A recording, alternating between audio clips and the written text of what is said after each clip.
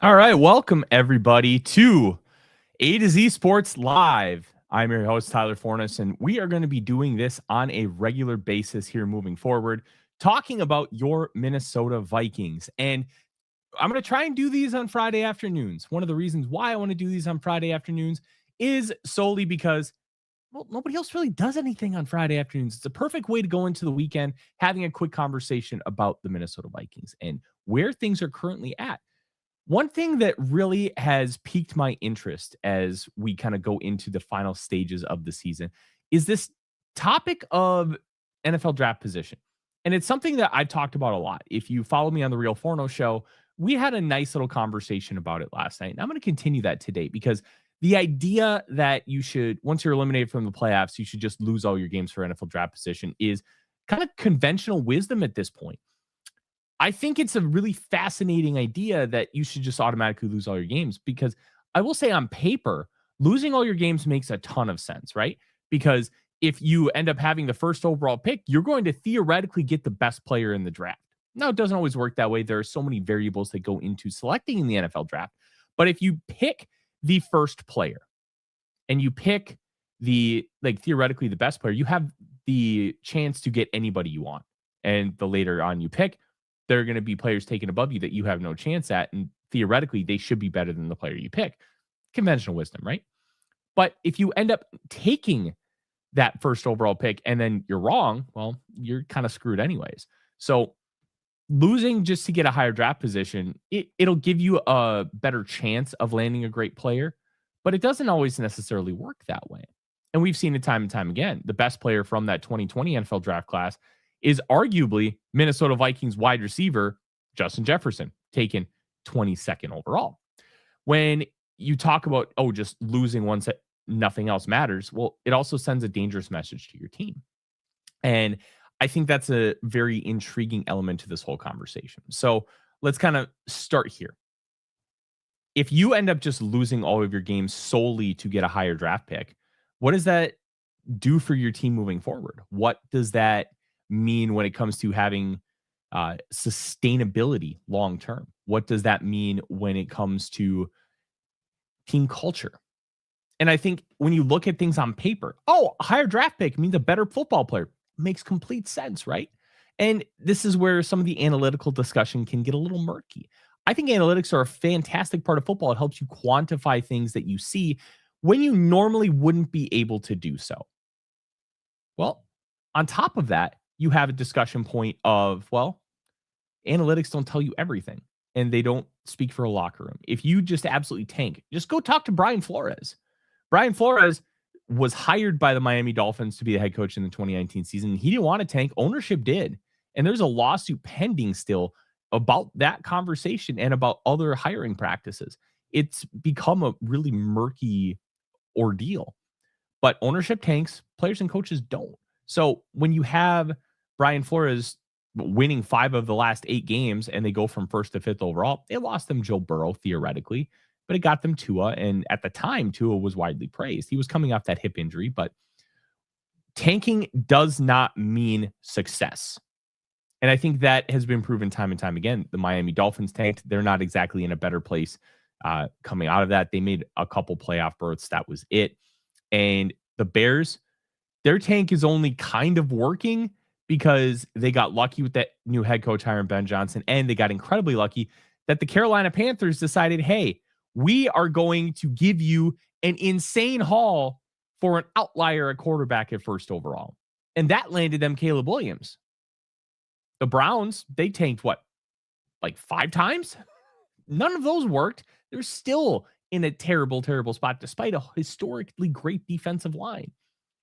When you look at all of those mitigating factors and how the Vikings really don't have anything to play for moving forward, well, are we sure that tanking is necessarily the best option for this Minnesota Vikings team? I'm not so sure it is. Right now, the Minnesota Vikings have the 13th overall pick per tankathon. And when you have the 13th overall pick, it's okay, you're kind of selecting in the middle of the round. Well, it's also the context behind the 13th overall pick. So when you take a look at Tankathon, which is a fantastic resource for this kind of thing, its strength of schedule matters when you have multiple teams tied. When it's one team versus another team, it goes head-to-head record and then strength of schedule. When it comes to multiple teams, head-to-head kind of gets thrown out the window, and it's just a strength of schedule conversation.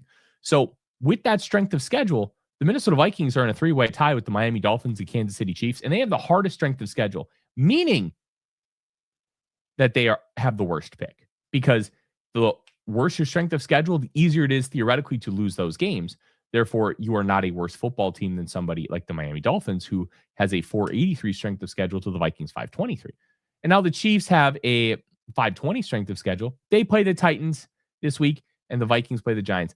There's a good chance that both those teams end up losing, that they don't move at all with their draft position compared to the other. And if the Dolphins lose, well, they could be in the same boat. So losing does not necessarily guarantee you the ability to move up or down the draft board, because the strength of schedule conversation really plays into this whole idea. The Vikings could lose out and still pick 13th or 12th in the NFL draft, and it really doesn't do them any good. What it also can do is really harm your young quarterback. It can harm the culture in your building.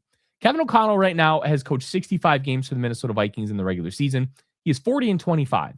The competitive rebuild idea was laughed at by many, especially Vikings fans, who looked at it as a detriment to what this Minnesota Vikings future is going to be. A competitive rebuild? It's kind of oxymoronic, right? The whole idea was, hey, we're going to continue to try to win while revamping the roster, while fixing the salary cap issues. And we can talk about the NFL drafts not being great, which, look, there's plenty to talk about there, and we will have those conversations in time. And when you look at other aspects of the organization, they haven't fallen through completely. This year's free agent crop is going to be maligned consistently. And I think that's a really big factor here. When you have the lack of NFL draft success and you don't develop some of these guys, you know, how much of it is a developmental problem versus an actual selection problem? I think you can have that conversation too, because I don't think it's all in Kwesi Adofo-Mensah. The buck stops with him. He's the one that ultimately makes that final selection. But if you give the coaching staff a talented player and all of a sudden that coaching staff ends up not even trying to develop them, you know, whose fault is that? Is that Kwesi Adofo-Mensah's fault? Not necessarily. And I think that's a really big part of this conversation too. The whole idea of the competitive rebuild was they wanted to keep winning. And they were 34-17 in the 3 years of the competitive rebuild. This year, oh my goodness, there were so many issues that arose because of how the Vikings tried to approach the offseason and how much mitigated confidence they had in JJ McCarthy. And they just expected him to be something right away that he wasn't necessarily. And once they kind of got him into a rhythm and saw, okay, this is what we need to do, they kind of mitigated the offense a little bit more against the Washington Commanders and Dallas Cowboys. And guess what? He thrived, and they've kind of figured it out. He got his feet wet. The speed of the game has really caught up to where his head is at. And those elements have been a major factor in the success over the last couple of weeks. But one thing that needs to be talked about with this whole conversation about the competitive rebuild is the salary cap.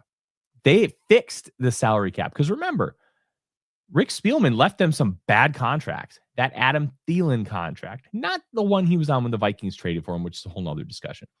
But he was on that 4-year, $64 million contract. And so was Harrison Smith. Those contracts were bad. And Harrison Smith has been good, but he was paid like he was 25, not 35. And having to maneuver around those, and the Kirk Cousins contract and some of the other rough ones on the books, they had to mitigate those things during that competitive rebuild. And they did. And they went 34-17. Would they be in a better spot now if they had just traded away all their great assets? Traded Christian Darrisaw, traded Justin Jefferson. Would they be better? No, they probably wouldn't be better. And that's where this idea of tanking really can be a tough spot for you, because tanking does not necessarily automatically mean success. And the Vikings need a lot of help. They need to figure things out in a multitude of ways this offseason. But is losing the next 3 games with your young quarterback going to automatically make things better? Is it going to take you to another stratosphere? If Blue Heel 7169. Thank you so much for joining. I appreciate it. Um, hey, we have no problem with the Niners here. I can tell you that much. But if you lose those next 3 games, are the Vikings all of a sudden going to be significantly better next year? Is picking 10th overall going to be significantly better than picking 13th, 14th, or 15th? Not in this class. This class, unless you have a guy like Caleb Downs fall, which by the end of it, I don't think he's going to, because this class is weak at a lot of different positions. You are going to have a discussion topic about, well, I'd rather feel good about my young quarterback than have that 10th overall pick. And I think that's the crux of the conversation. If JJ McCarthy takes a step forward and looks the part, and you feel really good about him, and he goes 5-0 in his last 5 starts, how does that make you feel compared to a different conversation where, hey, let's say he goes 1-2 in these last 3 starts, and you have major questions still about what he can be? One thing I talked about on the Real Forno Show on Monday is I want to see JJ McCarthy against a good defense. Not a bad defense like the Commanders or the Cowboys. I want to see him against a good defense. And Blue Heel makes a really good point. I think JJ McCarthy is pretty good. Right now, I do think he's good, but there are a lot of different conversations to have about JJ McCarthy. And let's kind of slide into that, because that is encompassing of this whole conversation. JJ McCarthy is a fascinating topic, because when you look at JJ McCarthy, one of my big problems with him coming out is there were too many variables with his evaluation. He had done some things, but he hadn't done it at a high level. And what I mean at a high level is he hadn't done it a lot. In his final season in Michigan, he started 15 games and he played in 7 fourth quarters. That you're not going to get a lot of opportunities to see him in major crunch time when your team is just so good that you're blowing teams out. Now, when he did have to go into crunch time, he played well. I'm not going to discredit him. He did play well, but limited sample size creates a variable that you didn't have with a guy like Drake May, who I thought was the best quarterback in the class. You didn't have that with Caleb Williams. You didn't have that with Jaden Daniels. You didn't have that with Michael Penix. And you definitely didn't have that with Bo Nix. Having variables in the evaluation is complicated. And it's why I had JJ McCarthy, I believe, 39th on my board. Myself and I believe Dane Brugler were 2 of the lowest people on him as far as the overall big board, because there were so many question marks, because we just hadn't seen it with any form of consistency. But that doesn't mean that you can't do those things. That doesn't mean you won't figure it out. It just means when you have more question marks, it means you have to find more answers. And that creates a bevy of problems when it comes to trying to project him forward, trying to develop him. That development process took longer than the Vikings wanted to get him to a point where you feel really good about him going into this game against the New York Giants, because he had that torn meniscus that he suffered in his first ever preseason game. And it took him a while because he had to do rehab instead of just trying to work out some of those mechanical flaws, which we are seeing harm him time and time and time again in the National Football League. So those variables end up mattering a whole lot to this conversation, because now there are questions about, well, are the Vikings even going to work with him next year? Are they going to try and maybe pursue a Joe Burrow? I've seen Kyler Murray's name floated out there. I would stay away from Kyler Murray. He's got an idea of being a good quarterback, but he's just not a good quarterback. That's not a world that I want to go down. I've been down the Kirk Cousins pathway. We all have. That a shorter quarterback who's like 5'9", 5'10", that has a strong arm, but does not have the pedigree of success in the National Football League with any kind of sustained metric, I'll pass. Plus, average of $46 million a year, it's a little too much for me. I'll stick with JJ McCarthy. But there's the Joe Burrow conversation. Does he hit the market? Is there a trade potential for him? I think that's another part of the conversation. But if you go 3-0 with McCarthy, you still have him on 2 years of a rookie deal, and go into an offseason where he can actually do work and not have to just rehab.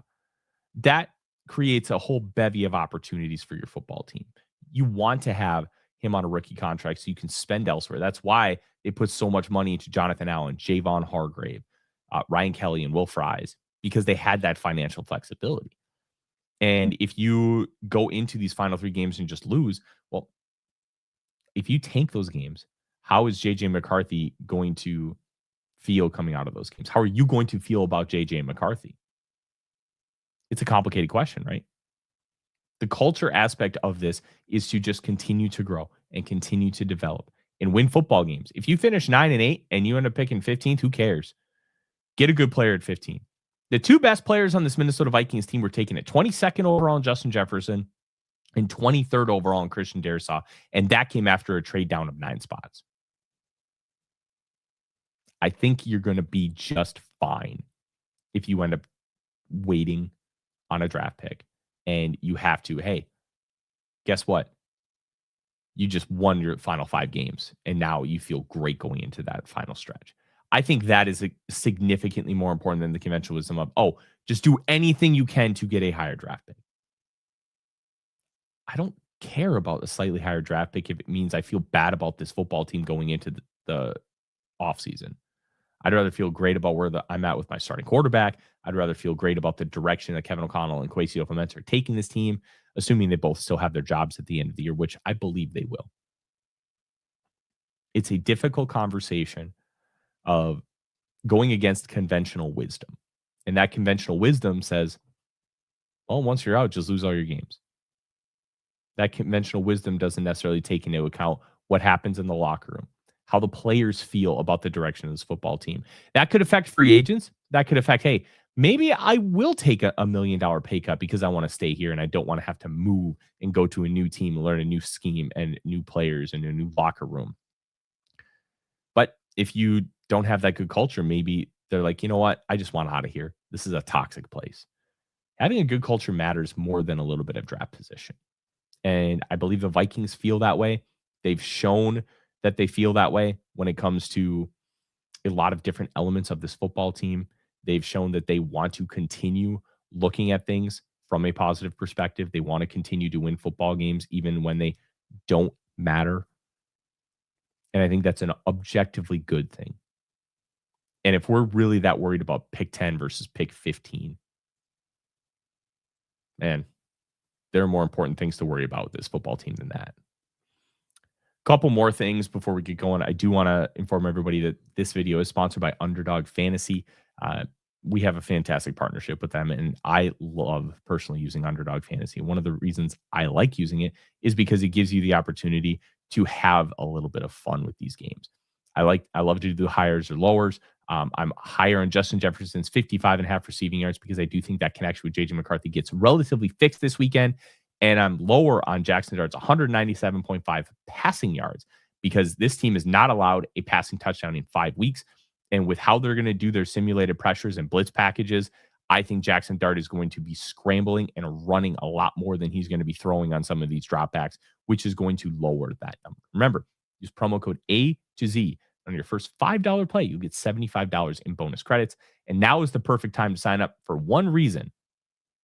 They have the holiday bash going on right now. And there are a lot of great promos out there, including the Josh Allen Gimme promo, which is likely going to be higher or lower than 0.5 passing yards.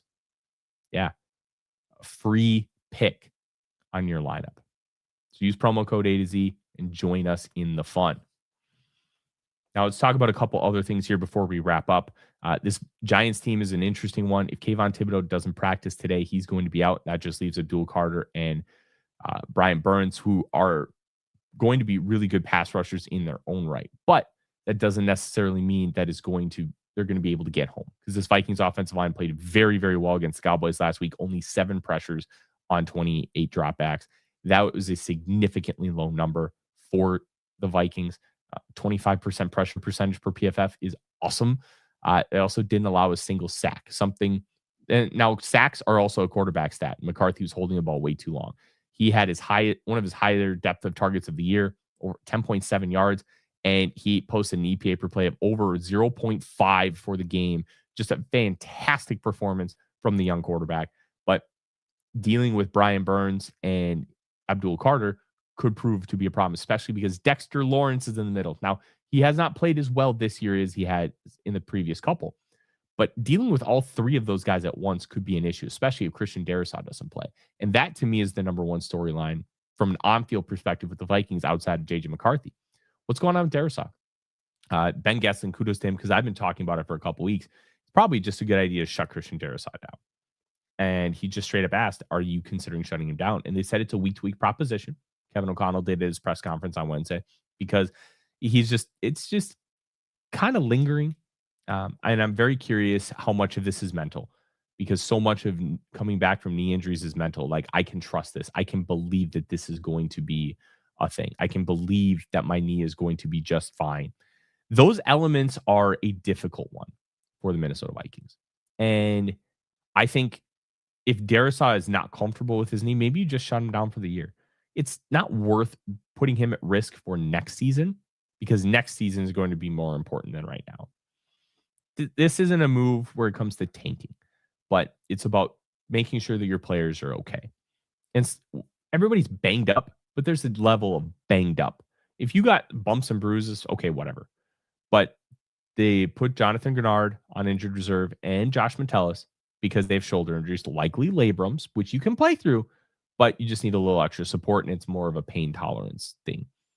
If you have those guys and put them on injured reserve now, it's because, okay, we understand that we're not going to make the playoffs. Let's not put them through any more agony. Let's just get this stuff taken care of. And I think that's where Darrisaw is right now. I think they need to really do right by him and the future of the franchise. Set him down. Justin School played fine. And here's the thing about School. He's going to give you some rough reps, but he's a replacement level backup left tackle.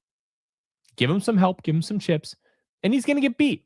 And JJ McCarthy needs to learn how to live in that world a little bit because not everything's going to be perfect. You're going to miss offensive linemen throughout the course of the year, and he's already dealt with that, but continuing to learn those lessons and learn how to slide up in the pocket.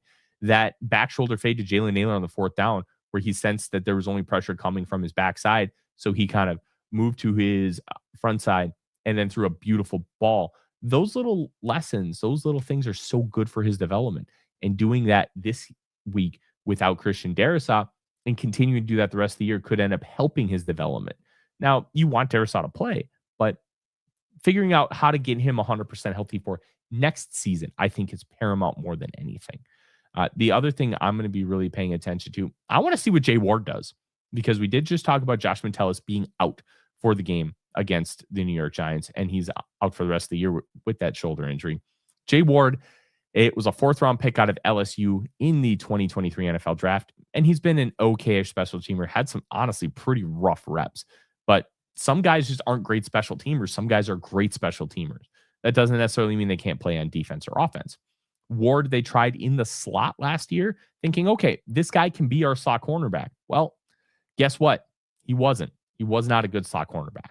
And he just kind of got buried on the depth chart, and he became the fifth safety. And this year, he's the fourth safety. But Theo Jackson's been rough. So get Jay Ward in there. Let's see what he can do in a more traditional type role. Maybe that's just what he's best suited for. That doesn't mean he can't be successful every now and then in the slot, but have him as a traditional safety. Let's see what happens. Maybe he can be the replacement for Harrison Smith next year, and you don't have to spend big bucks. We thought the same thing with Theo Jackson replacing Cam Bynum. That didn't work. But we had flashes of brilliance from him, which is why they decided to kind of go that route. They gave him a small extension, which is the same kind of deal that they gave Josh Metellus. It didn't work. You move on. It happens. But now you have 3 games to identify what Jay Ward can do. And if Ward is successful in that role, well, then maybe you have an opportunity to save some money on the salary cap, which there are going to be some issues with this cap that we'll talk about throughout the rest of the next few weeks. But it gives you an opportunity to also have a homegrown player start to succeed. And that will give confidence to the fan base that, hey, we now have another draft pick that is starting to figure it out. We're also going to see Dallas Turner start and play the Jonathan Grenard role. I want to see more of Dallas Turner. He is tied for the team lead with 5.5 sacks. He's been getting pressure. And he really only has the one move right now, which is speed to power. But he's using it really, really well. And he's pushing the tackle back and peeling off and being able to get sacks that way. He's also comfortable dropping into coverage. There's so many elements to his success. And the fact that his baseline of play has spiked so much, I think is going to elevate this Vikings team to a different level. I'm really excited to see what they can do. I'm excited to see how the Vikings can grow and prosper over the next few weeks. But tanking is not a good thing. And I hope that from watching this that you have potentially sided with me over the conventional wisdom because culture matters a heck of a lot more than a couple of draft spots. I'm Tyler Forness with A to Z Sports. Thank you so much for joining us. We'll be back next week around the same time, and we are going to continue to do this throughout the offseason and into next year. Thank you so much. It's called Vikings.